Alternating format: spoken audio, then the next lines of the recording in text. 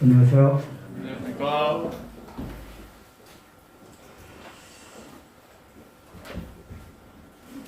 잘할 수 있는 것으로 해야 되겠다 생각이 되어서 무엇을 잘할 수 있을까 그냥 말만 하는 것보다 이렇게 좀 자료를 갖고 또 이렇게 슬라이드를 통해서 전하는 것이 조금 더 저에게도 좀 익숙하겠다 생각이 들어서 이렇게 시도를 하고 있습니다. 이 시대를 분별하라고 하는 그와 관련된 이야기, 특히 코로나 바이러스 사태를 우리가 지금 통과하면서 코로나 바이러스 그 이후에 일어나게 될 여러 가지 경제적, 정치적, 국제 정세적 이러한 말씀들을 간간히 드렸습니다. 앞으로 또 시간이 될 때마다 시사적인 것이라고 생각하지 마시고 주님께서 분명히 이때를 분별해서 이것은 종말의 때, 또 주님이 다시 오실 그때와 밀접하게 관계가 있기 때문에 어째서 이 시대가 주님이 오실 그때가 다가왔는가를 우리가 또 분별하는 그런 의미에서 이런 이야기들을 가끔 드리도록 하겠습니다. 어찌됐든 이 시대를 분별하면 분별할수록 분명한 것은 노아의 때와 같고 또 롯의 때와 같아서 사람들이 먹고 사고 팔고 시집가고 장가가고 하지만 주님의 말씀 또 주님의 다시 오시는 이러한 이야기에는 전혀 관심을 갖고 있지 않은 그러한 시대임에는 분명한 것 같습니다. 어찌됐든 그날이 다가옴을 볼수록 우리는 더더욱 경계하고 또 깨어서 기도해야 될 것을 말씀을 하십니다. 결국 쉽게 표현을 하자면 과연 주님의 다가오심을 바라보고 있을 때 우리가 과연 지금까지 살아온 삶의 방식대로 살아서 되겠는가라고 하는 그러한 경각심을 한번 생각을 해보게 됩니다. 이것은 결국 우리가 삶의 방식을 새롭게 바꾸지 않으면 안 된다고 하는 것입니다. 로마서 12장 말씀대로 이 시대를 분별하고 또 분별한 그 결과 우리가 변화되지 않으면 안 된다고 하는 것입니다. 지금까지 이렇게 신앙생활을 이런 식으로 또는 이러쿵저러쿵 이렇게 해왔는데 그러면 앞으로도 이렇게 하면 되지 않겠는가 라고 하는 당연시 해왔던 그러한 것이 아니라 이제는 좀 더 각성하고 그 각성한 결과 삶의 변화가 확실하게 나타나야 하겠다라고 하는 그러한 내용입니다. 그래서 들어가는 말로써 우리가 오늘의 주제를 말씀드리기 전에 오늘의 말씀에 주는 내가 변화되지 않으면 안 되겠다. 어떠한 삶의 방식으로 변화가 되어야 하는가. 각성하고 깨어있지 않으면 안 되겠다라고 하는 그러한 도입부의 말씀을 먼저 드립니다. 그러면서 생각을 해보게 되었어요. 다시 한번 우리를 택하시고 부르시고 우리를 의롭다 하시고 하는 이러한 구원하신 목적이 과연 무엇일까? 왜 나를 구원하셨을까? 다만 우리가 죄를 사함받고 죄 용서를 받고 천국에 가는 구원을 받아서 천국에 가는 단순히 그 목적 하나만으로 우리를 구원하셨겠는가? 라는 것입니다. 그러니까 한편으로는 나는 이제 구원받았으니까 되었다라고 하는 삶의 방식에서 우리가 방심하는 그리고 방종할 수 있는 그러한 가능성이 있다고 하는 것입니다. 그래서 우리가 내가 구원을 받은 그 목적, 나를 구원하신 그 이유가 무엇일까라고 하는 것을 다시 한번 생각해 봐야 되겠다 이렇게 생각이 들었습니다. 그래서 이스라엘 백성을 애굽에서 구출해 내신 그 이유가 무엇일까? 라는 것에서부터 또 시작을 하게 되었고요. 생각을 해보게 되었습니다. 잘 아시는 대로 찾아보지는 않겠습니다만은 출애굽기에 나오는 이러한 구절들의 말씀은 바로 하나님이 모세에게 나타나서 내 백성을 이제 애굽에서 구원해내라, 불러내라. 왜냐하면 그 이유가 나와 있습니다. 그들이 나를 섬길 것이다. 또 바로에게 가서 이렇게 이야기를 하라라고 하는 그 말씀의 장면에서는 그들이 절기를 지킬 것이다. 그들이 나를 이제 경배를 할 것이다. 라고 하는 표현이 되어 있음을 보게 됩니다. 그래서 단순히 바로의 학정에서 그들을 구출해낸 것, 그것만이 구원해내신 목적이 아니라 그들로 하여금, 불러낸 무리들로 하여금 여호와 하나님을 섬기고 예배하고 또 이제 구약의 표현이지만 제사를 드리고 또 그들에게 율법을 주시고 그걸 통해서 하나님을 섬기는 그러한 삶으로 인도하기 위한 목적이 있다고 하는 것입니다. 또 에베소 1장 6절에는 그 사랑하시는 그분 안에서 우리를 또 창세전에 우리를 택하시고 부르신 그 목적이 분명히 나와 있습니다. 그것은 바로 그의 은혜의 영광을 찬미하게 하려는 것이다. 이것이 우리를 구원하신 궁극적인 목적인 것입니다. 그 은혜의 영광을 찬미하는 것입니다. 이 찬미하다라고 하는 이 단어는 다만 우리가 노래하고 찬양을 드리고 감사합니다라고 하는 입으로의 고백뿐만 아니라 포괄적인 의미를 갖고 있죠. 왜냐하면 주님의 영광을 위해서 살아가는 모든 삶의 영역을 다 포함하는 것이기 때문에. 그래서 영광을 드리는 그러한 삶을 통해서 하나님 정말 감사합니다. 하나님 정말 찬미합니다. 이렇게 은혜로 또 인도하시는 그런 과정 속에 하나님의 살아계심을 제가 경험합니다. 하나님 정말 감사합니다라고 하는 그러한 행위 자체가 바로 영광을 드리는 그러한 삶인 것이죠.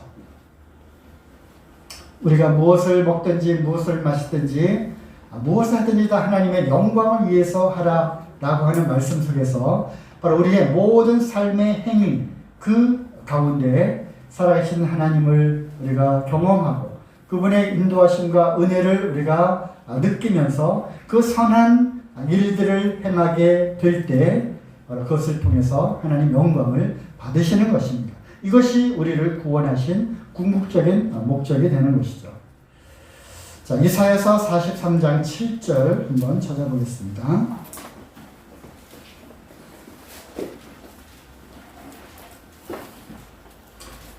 이사야서 43장 7절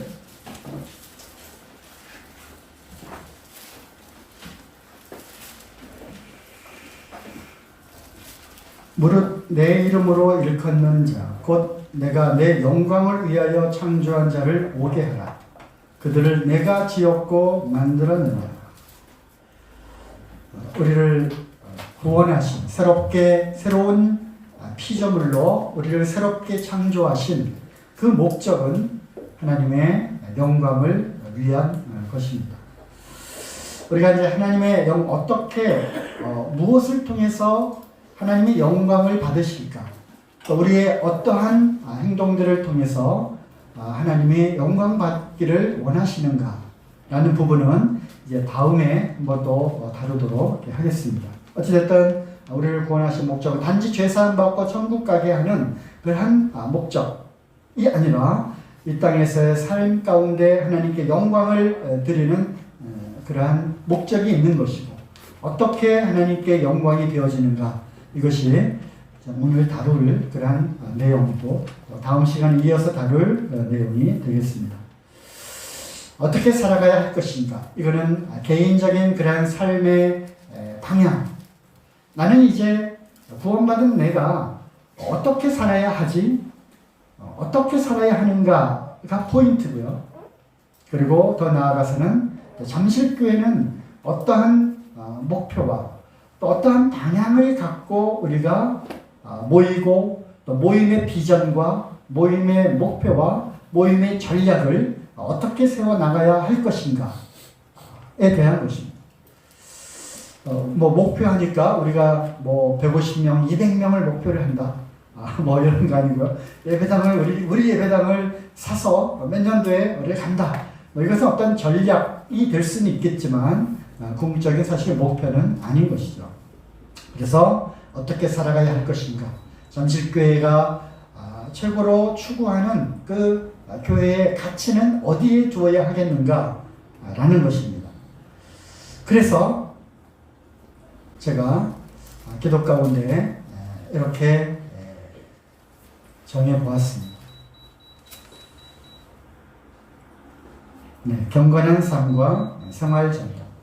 그래서 앞으로 잠실교회는 이러한 경건한 삶, 그리고 그와 관련된 말씀, 그것을 추구하는 교제들, 또 분반 공부들, 양육들, 모든 그러한 목표는 성도들의 경건한 삶의 최고의 가치를 두어야 하겠다. 그리고 이것을 우리가 양육하고 가르치고 또 훈련받아야 되겠다 하는 그런 생각을 했고요. 그리고 전도입니다. 물론 우리가 지금까지 우리가 전도라 함은 특별한 전도의 은사를 갖고 있는 몇 분들, 그리고 특별한 때에 특별한 방법으로 집회를 열어서 갖게 되는 그것이 아니다라는 것을 다시 한번 우리가 깨닫게 되고, 결국 경건한 삶 가운데에서 나타나는 자연스러운 우리의 삶의 행동들, 또 그리스도의 이런 삶의 양식들이 곧 무엇이냐? 전도라고 하는 것입니다. 그래서 이것을 생활 전도라고 이름을 붙였습니다. 제가 전에도 말씀드린 일터 선교사하고 이제 서로 같은 맥락이 같은 그런 표현이고요. 우리의 삶 가운데에서 그리스도를 나타내는 이런 경건한 삶 가운데서 전도가 되어지는 것이다.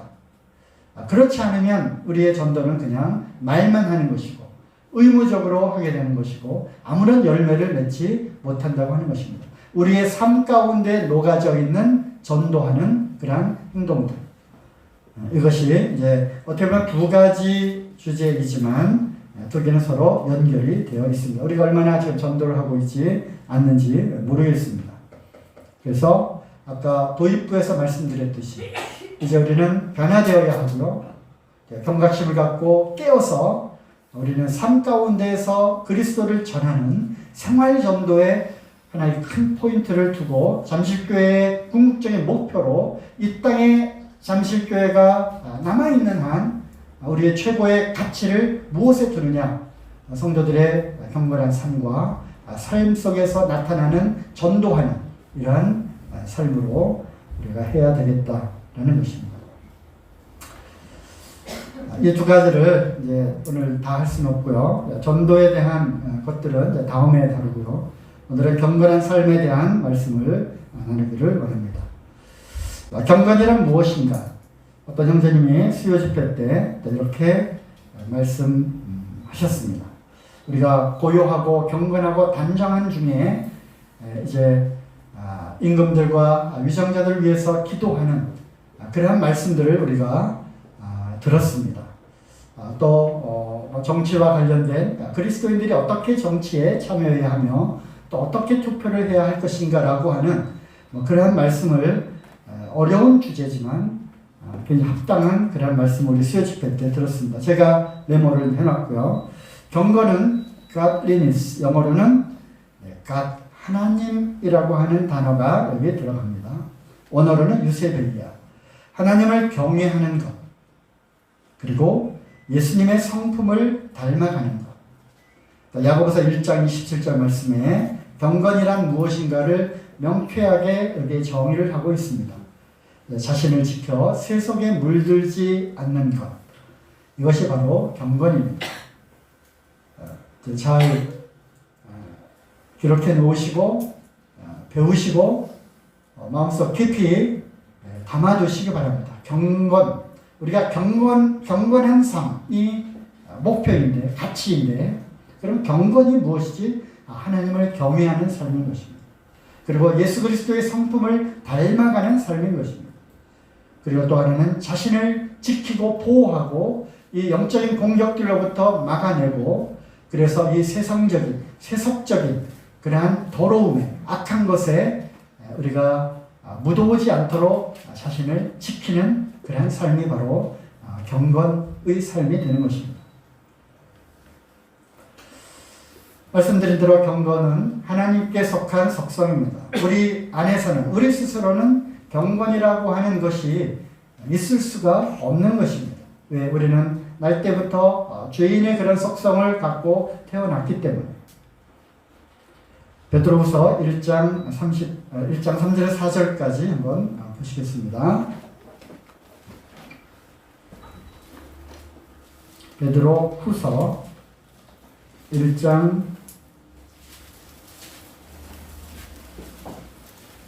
3절 그의 신기한 능력으로 생명과 경건에 속한 모든 것을 우리에게 주셨으니 이는 자기의 영광과 더불어서 우리를 부르신 자를 알므로 말미암음이라. 거기에 생명과 경건에 속한 모든 것, 생명의 근원 되시는 예수 그리스도, 또 경건, 바로 하나님께 속한 그 속성을 갖고 이 땅에 오신 하나님의 신성이 충만하신 예수 그리스도이신 것입니다. 그래서 생명과 경건에 속한 모든 것, 예수 그리스도와 그와 함께한 이 모든 은사들을 이것도 우리에게 주셨다는 것입니다. 4절 이로써 그 보배롭고 지극히 큰 약속을 우리에게 주사 이 약속으로 말미암아 너희로 정욕을 인하여 세상에서 썩어질 것을 피하여 신의 성품에 참여하는 자가 되게 하려 하셨습니다. 신의 성품에 참여하는 자가 되도록 이것이 우리에게 생명과 경건에 속한 모든 것을 주신 까닭입니다. 우리에게 그러한 생명과 경건에 속한 예수 그리스도의 새로운 생명, 또 그분의 그 속성인 경건을, 하나님의 속성인 경건을 우리에게 부어주셔서 우리로 하여금 그리스도의 성품, 곧 여기 나와 있는 신의 성품으로 살아가도록, 그렇게 변화된 모습으로 그러한 삶을 행동으로 나타내서 살아가도록 우리를 부르셨다고 하는 것입니다. 경건치 않은 자들을 구원하셔서, 로마서 5장 6절 말씀이죠. 우리가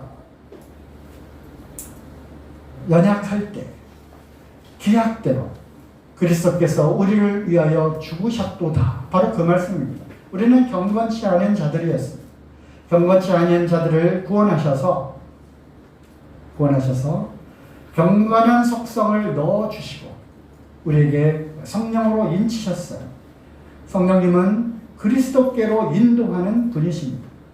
경건에 속한 모든 것을 성령님으로 인쳐주셨을 때 우리로 하여금 경건하게 살아갈 수 있는 능력을 또한 우리에게 주셨습니다. 전에는 그런 능력이 우리에게 제로였어요. 아주 없었지만 이제는 신의 성품으로 우리가 살아갈 수 있도록 하나님의 속성인 경건을 우리에게 넣어주셨어요. 그래서 우리로 하여금 경건한 삶을 살아가도록 하신 것입니다. 사도 바울의 서신서에서도 이러한 3단계죠. 구원하시고 경건의 속성을 우리에게 넣어주시고 경건의 삶을 살도록 하는 다양한 방법으로 표현이 되어 있어요. 에베소서에서는 이것을 우리를 은혜를 믿음으로 우리를 구원하시고 또 우리를 예수 그리스도와 함께 연합된 자로 살리시고 우리를 일으키셨다고 하는 표현이 되어 있어요. 그리고 너희가 전에는 어둠이더니 이제는 빛이다. 빛의 자녀들로 행하라고 말씀하십니다. 이러한 형태로 서신서들이 구성이 되어 있음을 알게 됩니다. 궁극적인 목표는 경건한 삶으로 살도록 성도들을 깨우치는 데 목적이 있다고 하는 것입니다. 빌립보서에서 마찬가지죠. 너희 신인권이 어디에 있는지 아느냐? 신인권. 우리 신인권은 하늘에 있다. 그러니 하늘에 속한 자로서 살아가는 것이 마땅치 아니하는가? 라는 말씀인 것이죠. 골로새서도 마찬가지죠. 어둠의 그 나라에서 우리를 아들의 나라로 옮기셨도다. 그리고 그 이유는 뭐예요? 3장에 보면은 그러므로 땅에 있는 것을 생각지 말고 하늘에 있는 것을 생각하라. 너희의 정과 욕심이 다 십자가에서 다 죽지 않았느냐. 결론은 이겁니다. 모든 서신서들이 우리의 죄인된 모습들과 그리고 우리를 그 죄악 가운데서 불러내신 예수 그리스도, 그분의 그 십자가의 그 보혈의 공로와 은혜로 구원을 얻은, 그리고 그것으로 끝나는 것이 아니라 서신서는 그러므로라고 하는 그 단어로 연결을 시켜줍니다. 그러므로 이제는 여러분들이 어떠한 삶을 살아야 하는 것이 마땅한가라는 것이죠. 그리고 그러한 이유는 그리스도를 나타내기 위해서 우리를 통해서, 우리가 작은 그리스도라 하잖아요. 본래 하나님을 본 사람이 없습니다. 하나님이 영이시니 보여줄 수가 없는 것이죠. 눈에 보이지 않는 하나님이 예수 그리스도라고 하는 하나님의 아들의 형태로 오셨어요. 눈에 보이도록 오신 것이죠. 말씀이 육신이 되어 우리 가운데 나타나셨습니다. 그리스도를 볼 때 그 안에 있는 아버지를 보는 것입니다. 어찌하여 나를 보고도 아버지를 보여달라 하느냐. 그래서 예수 그리스도를 통해서 보이지 않는 아버지 하나님을 우리는 볼 수 있는 것입니다. 이제는 예수 그리스도는 하늘로 부활 승천하셨어요. 그러면 눈에 보이지 않는 그 예수 그리스도를 누구를 통해서 보여야 하는 것입니까? 바로 성령으로 인침받은 그리스도인들을 통해서 우리가 그리스도를 나타내 보여야 한다는 것입니다. 이거는 당연한 비결이고, 다시 이제 반복해서 또 계속 말씀드리는 것이지만, 우리를 구원하신 궁극적인 목적이 바로 이것인 것입니다. 나를 통해서 그리스도를 보여주지 않는다면 우리의 삶은 실패한 것이다라고 해도 과언이 아닌 것입니다. 예수님이 어디 있어? 예수 그리스도가 어디 있다고 그래? 바로 저 사람을 보면 예수 그리스도를 볼 수 있어. 만일 예수님이 이 땅에 살아계셨다고 한다면 저 사람처럼 행동했을 거야 라고 하는 삶의 간증을 우리는 보여야 한다는 것입니다.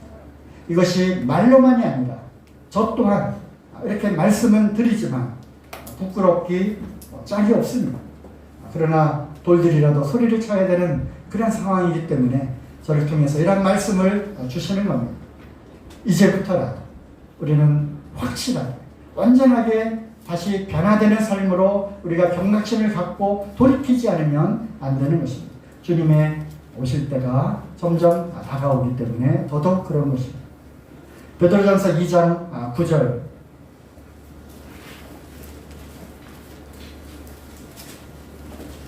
다 하시는 말씀입니다.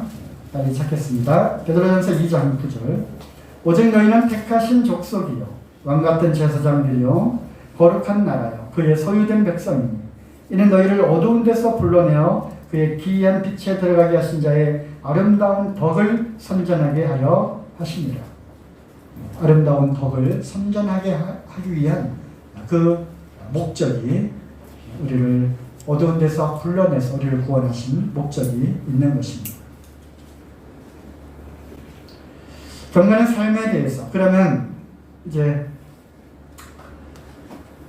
이 주제는 앞으로도 계속 나오게 될 것이고요. 책 한 권으로 써도 끝이 없는 거고, 우리가 주님 나라 갈 때까지 이러한 주제는 끝이 없는 내용이죠. 짧은 시간에 경건한 삶을 우리가 어떻게 살아야 할 것인가를 생각을 해보았습니다.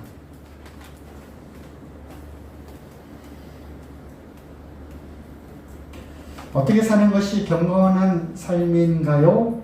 만일 누가 질문을 한다면 어떻게 답변을 하시렵니까? 인 것이죠. 듣는 분들은 참 편할 수 있습니다. 그렇죠? 네. 정답을 제가 또 분별된 그런 말씀을 들으면 되는 것이니까. 그러나 만약 누가 이제 질문을 한다면 어떻게 답변을 하시렵니까? 숙제를 내어드릴까요? 경건의 삶이란 어떻게 사는 것이 경건의 삶인 것인가? 저는 예배 드리는 삶이라고 생각을 합니다. 하나님께서 우리를 예배하는 자들을 찾고 찾으시는 가운데 우리를 찾으셨습니다. 또 아까 출애굽 그 말씀을 통해서 그들을 구원하신 목적은 결국 예배를 드리기 위한 목적이었습니다. 사단은 이것을 계속 방해합니다. 하나님은 경배를 받으시기에 지극히 합당하신 분이신데, 사단은 또한 하나님의 그 자리에 올라와서 자기가 경배자의 자리에 앉기를 원하는 그런 교만함이 있는 것입니다. 그래서 어떻게 하면 하나님께 대한 이 예배를 하지 못하도록 방해를 하는 것입니다. 구원하신 목적이 예배자로서 하나님께 예배 드리는 것이 구원의 목적이기 때문에, 구원하신 이유이기 때문에 그들은 구원받기를 계속 방해를 하고 있다고 하는 것입니다. 바로가 뭐라고 그랬죠? 출애굽기를 쭉 읽어보면 찾아서 한번 확인해 볼까요? 출애굽기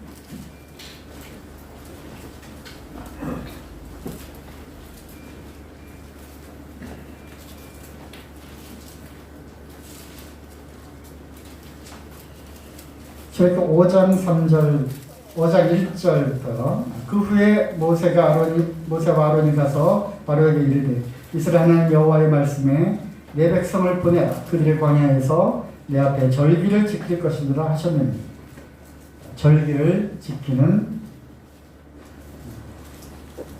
또 3절에 그들이 가로되 히브리인의 하나님이 우리에게 나타나셨은즉 우리가 사흘 길쯤 광야에 가서 우리 하나님 여호와께 희생을 드리려 하오니 가기를 허락하소서. 희생을 드리는 목적이 있습니다. 구약의 표현이죠. 신약의 표현으로 한다면 하나님 앞에 경배를 드리기 위한, 희생 제물을 통해서 예배를 드리기 위한 그런 목적이 있는 것입니다. 바로가 흔쾌히 허락을 했을까요? 그렇지 않습니다. 사단은 구원받는 것을 가장 싫어합니다. 그리고 우리가 하나님 앞에 예배 드리기를 가장 싫어하는 것입니다. 그러니까 이제 방해를 하죠. 8장 28절 25절 먼저 보겠습니다. 8장 25절 바로가 모세와 아론을 불러 이르되 너희는 가서 이 땅에서 너희 하나님께 희생을 드리라. 네, 개구리와 이와 이러한 표적을 통해서 괴롭게 하니까 어디서 예배를 드리라고요? 이 땅에서. 즉 멀리 가지 말고 이 땅에서 예배를 드리라 라는 형태로 이제 타협을 요청합니다. 또 28절에 바로가 가로되 내가 너희를 보내리니 너희가 너희 하나님 여호와께 광야에서 희생을 드릴 것이나, 이제 광야에서 희생을 드리라고 허락은 할 것이지만 너무 멀리는 가지 마라. 그런즉 너희는 나를 위하여 기도하라. 두 번째 유혹은 뭐였어요? 타협은 뭐였어요? 너무 멀리는 가지 마라. 세상과의 분리, 세상과의 그 분리를 완전히 하지 말고 그냥 가까이, 우리 가까이에서 예배를 드리면 어떻겠느냐라는 것이죠.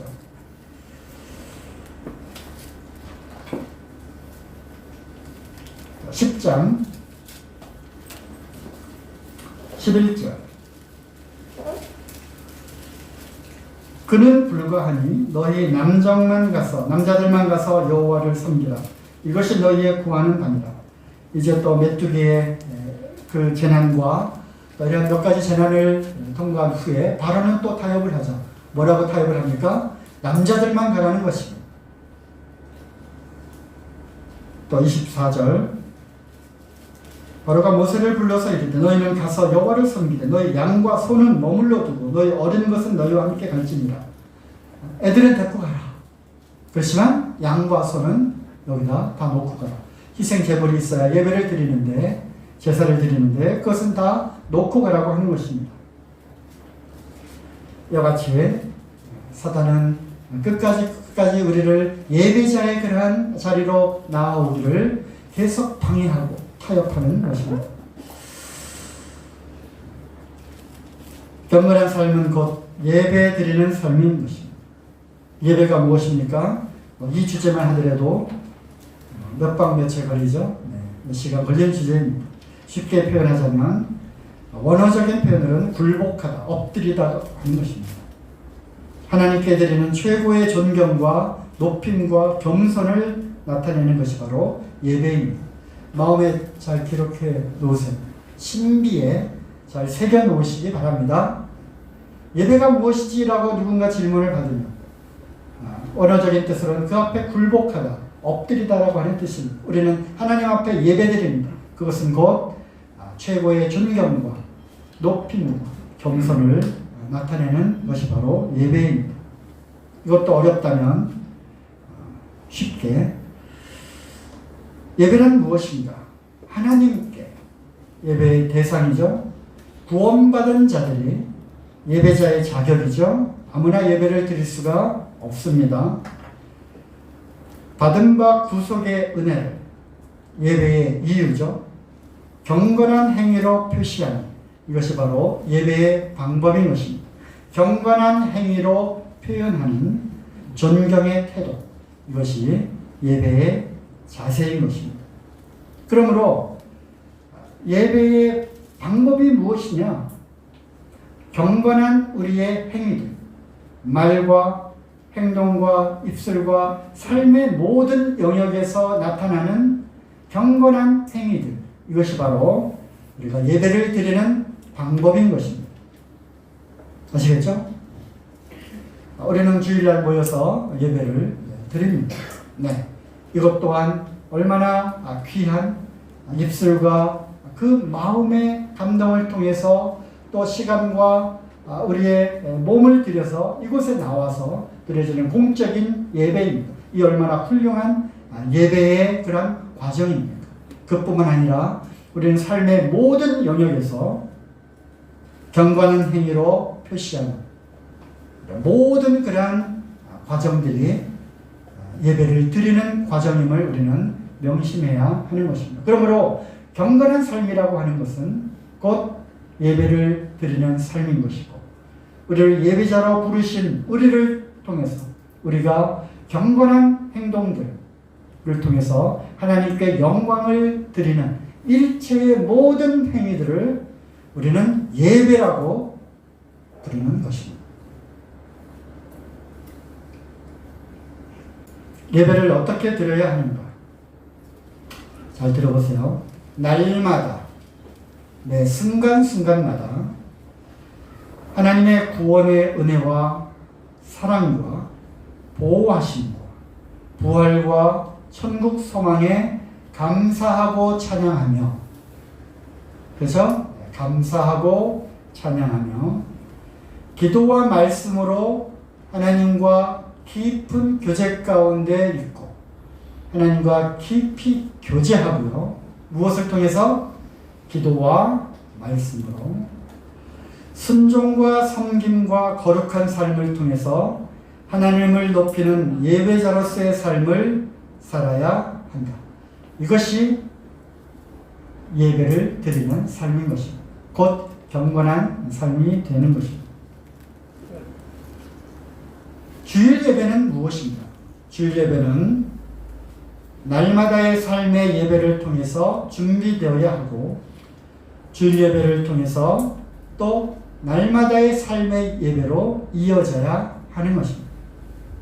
그러므로 우리는 주일 예배만이 예배가 아니고, 그러므로 예배가 끝났다가 아니라 모든 예배의 과정 중에 우리는 주일날 특별히 한 날과 장소를 우리가 정해서 또 특별히 떡과 잔을 기념하는 그러한 만찬의 그러한 시간들을 통해서 함께 예배의 행위를 우리가 하는 것입니다. 히브리서 12장 14절에 모든 사람으로 더불어 화평함과 거룩함을 조치라. 이것이 없이는 아무도 주를 보지 못하리라.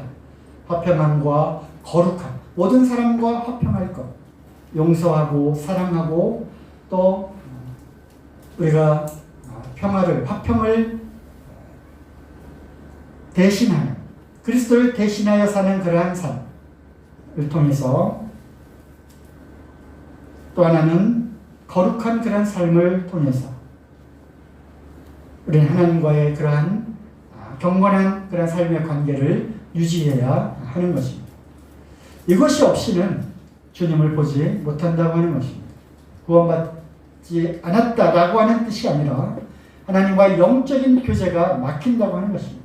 태양은 늘 떠있지만 그 구름이 가리어서 이 땅에 햇빛이 비치지 못하는 것처럼 바로 이 거룩함이 손상이 된다면 하나님과의 그런 영적인 교제가 막히는 것입니다.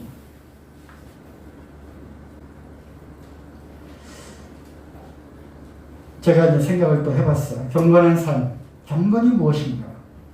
경건한 삶을 살아가려면 무엇이 먼저 필요한가? 그렇게 생각을 해보게 될 때 구별이라고 하는 단어가 생각이 났습니다. 구별, 영어로는 separation입니다. 세상으로부터 분리된 자들, 즉 경건, 정결함, 거룩 이러한 단어는 비록 표현은 다르지만 같은 그러한 뜻을 갖고 있는 것이죠. 세상으로부터의 분리입니다.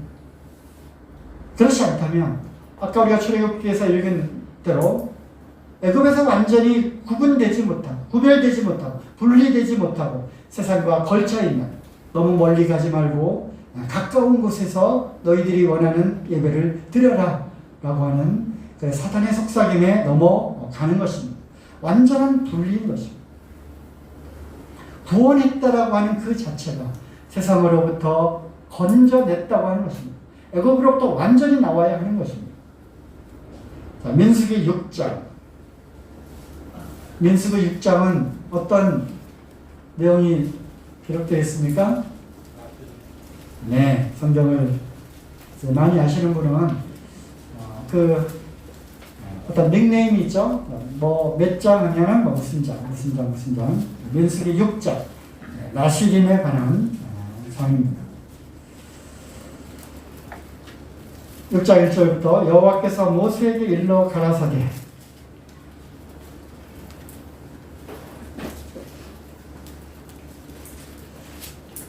그래서 숙제가 나갑니다.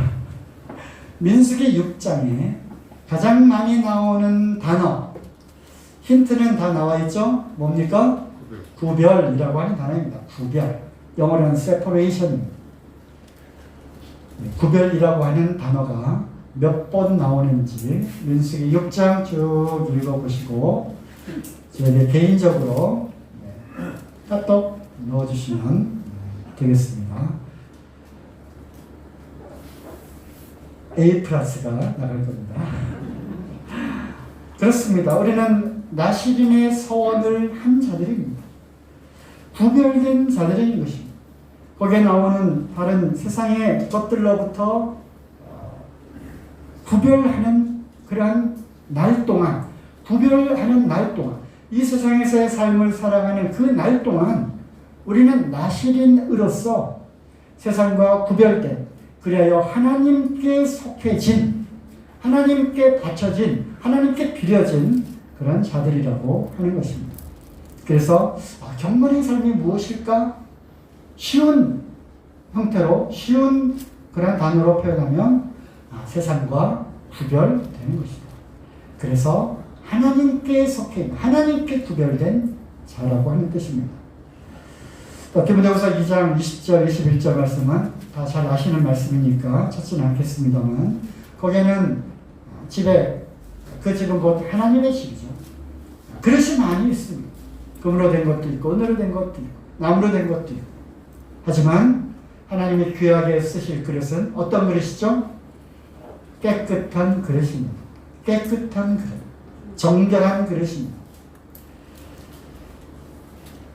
우리가 아무리 힘쓰고 노력하고 애쓰고 봉사를 많이 할지라도 또는 때로는 전도를 많이 할지라도 그 열매를 거두시는 분은 하나님이시기 때문에 하나님께 드려지고 또 하나님께로부터 나타나는 그 열매들은 우리의 노력과 열심과 그것이 아닙니다. 깨끗하고 정결한 그릇 안에 하나님이 부어주시는 것입니다. 그리하여 열매가 나타나는 것입니다. 그래서 이 주제처럼 경건한 삶, 그리고 또 뭐죠? 잊어버리셨죠? 네. 생활전도. 이거는 밀접하게 연결이 되어 있다고 하는 것입니다. 경건한 삶, 깨끗한 그 그릇 안에 하나님께서는 우리에게 성령의 열매로 구원의 열매와 여러 가지 성령의 9가지 열매들을 우리를 통해서 내어 바깥으로 흘러 넘치게 나타나도록 하실 것입니다. 그걸 통해서 우리에게 그 소망에 관한 그 이유를 묻는 자들이 나타나게 될 것입니다. 우리는 자연스럽게 그리스도를 전하게 되는 것입니다. 하나님께서는 오직 깨끗한 그릇들만 사용하신다고 하는 것을 명심해야 할 것입니다. 또 하나 어떤 단어가 생각이 났냐면요. 의로운 행동, 선한 행동들. 제가 말씀을 찾아놨습니다. 디도서 2장 14절. 우리를 구원하신 목적은 선한 일에 열심하는 하나님의 그 친백성이 되게 하려 하심이라는 것입니다. 우리는 선한 일들을 위해서 우리는 부르심을 받은 자들인 것입니다.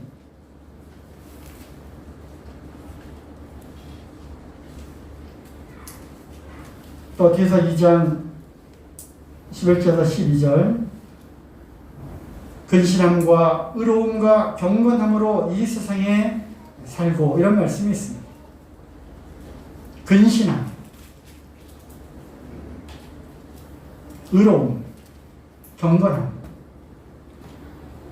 이것이 우리 그리스도인의 덕목이 되어야 하는 것입니다.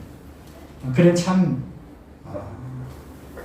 다른 교회 다니는 사람들하고 달라도 뭔가 달라. 정말 그들의 입에서 그런 참 경건한 그리스도인 맞아 라고 하는 그러한 고백을 우리는 들어야 하는 것입니다. 자, 참고로 두 사람을 우리가 한번 찾아보도록 하겠습니다. 누가복음 2장 25절.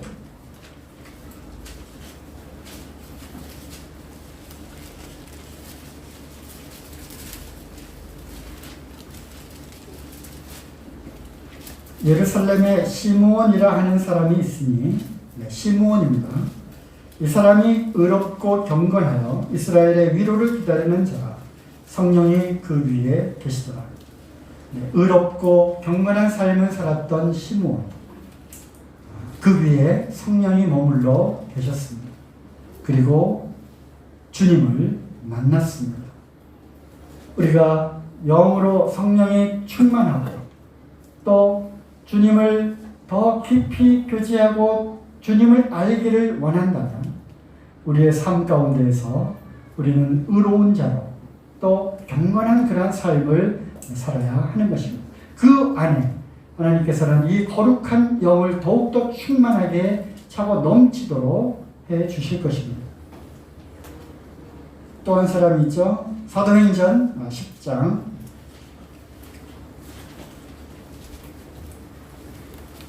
1절에서 4절. 가이사랴에 고넬료라 하는 사람이 있습니다. 네, 두 번째 찾아본 사람은 고넬료입니다. 이탈리아의 군대의 백부장입니다. 그가 경건하여 온 집으로 더불어 하나님을 경외하며 백성을 많이 구제하고 하나님께 항상 기도하더니, 구제하는 것, 구제하는 행위, 선한 행위입니다. 경건한 자의 마땅한 행실이 바로 구제하는 것입니다. 아까 야고보서 말씀 우리가 봤죠? 경건은 고아와 과부를 돌아보고 자신을 지켜 세속에 물들지 아니하는 것입니다. 이런 선한 행실 가운데에는 그런 것들이 다 포함되어 있다고 하는 것입니다. 고넬료가 그랬어요. 하나님 경건했고 하나님을 경외하는 그 증거들로 그는 기도하는 자였고요. 또 구제하는 그런 자였습니다. 그래서 4절에 결국 이러한 답을 듣게 되죠. 천사가 가로되 내 기도와 구제가 하나님 앞에 상달하여 기억하신 바가 되었습니다. 하나님께서 기억하십니다. 무엇을요? 우리의 모든 이러한 선한 행실들, 우리의 그 예배자로서 살아가는 예배의 모든 행실들을 통해서 차곡차곡 하나님 앞에 우리의 그 열매들이 상급들이 쌓이게 되는 것입니다. 그걸 통해 하나님 영광을 받으시는 것입니다. 네, 최고 수준의 경건을 사모하라. 뭔가 그 캐치프레이즈 같죠? 그래서 다시 한번 한 목소리로 읽어보겠습니다. 최고 수준의 경건을 사모하라. 시작. 최고 수준의 경건을 사모하라. 네, 별로 사모할 것 같지 않은 목소리로 하셨습니다. 우리가 경건의 삶을 어디까지 이것을 끌어올려야 하느냐, 이 정도면 되지가 아니라 지금까지 내가 살아왔던 삶의 방식을 이제는 우리는 더 획기적으로 바꾸고 변화하지 않으면 안 되는 것입니다. 어느 수준까지요? 최고의 수준까지. 최고의 수준까지 우리의 경건의 삶의 형태를 바꾸지 않으면 안 되는 것입니다. 그것을 사모해야 하는 것이죠. 네, 시간 관계에서 찾아보지 않겠습니다만 기록해 놓으시고 찾아보시기 바랍니다. 느헤미야 13장 7절에서 9절 다 갖다가 그 더럽혀진 그 성전에 있는 것들을 다 내다 버렸습니다. 그리고 청소를 했습니다. 모든 악하고 음란한 세속적인 것들을, 내 주변에 있는 것들을 내어 버리는 것으로부터 이제 시작하는 것입니다. 청소해야 되는 것입니다. 실제로 그렇게 하십시오. 세상의 것들, 세속적인 것들이 들어오는 그러한 통로를 차단해야 하는 것입니다. 버려야 합니다. 세상을 마음에서 몰아내야 하는 것입니다. 경건한 삶을 위해서는 훈련이 또 필요합니다. 잘 아시는 말씀을 찾지 않겠습니다. 경건에 이르는 연습을 해야 되는 것입니다. 육체 연습도 하는 것처럼 경건의 연습이 필요한 것입니다. 기도 훈련, 말씀을 보는 연습, 훈련, 모이기를 힘쓰는 그런 훈련, 이런 것들이 필요한 것입니다. 전도도 훈련이 필요합니다. 우리 이제 전도 훈련을 할 겁니다. 네, 생활 전도 편에서 말씀드리겠습니다. 무릇 그리스도 예수 안에서 경건하게 살고자 하는 자는 핍박을 받으려. 고난과 핍박이 있습니다. 사도 바울이 그런 핍박을 받았습니다. 네, 퀴즈를 내려고 했는데 시간이 많이 갔군요. 경건의 첫걸음은 무엇인가 찾아보시기 바랍니다. 그래서 결론은 하나님을 기쁘시게 섬기고 싶으시죠? 그런 소원이 있으십니까? 정말 하나님, 내가 이렇게 하면 하나님 정말 기뻐하실 거야. 하나님을 정말 기쁘시게 나는 섬기고 싶다라고 하는 그런 소망이 있으시면 어떻게 하죠? 마지막으로 히브리서 12장 28절 찾아보고 마치도록 하겠습니다. 히브리서 12장 28절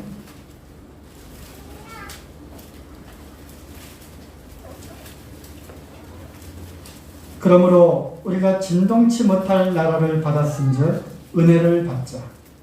이로 말미암아 경건함과 두려움으로 하나님을 기쁘시게 섬길지니 우리 하나님은 소멸하는 불이십니다.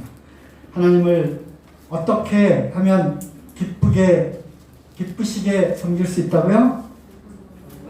두려움과 경건함, 하나님을 경외하는 마음, 그리고 경건한 삶의 행실들을 통해서 우리는 하나님을 기쁘시게 섬기는 예배하는 자로서 살아갈 수 있는 것입니다. 하나님 기뻐하실 것입니다. 영상 마치도록 하겠습니다.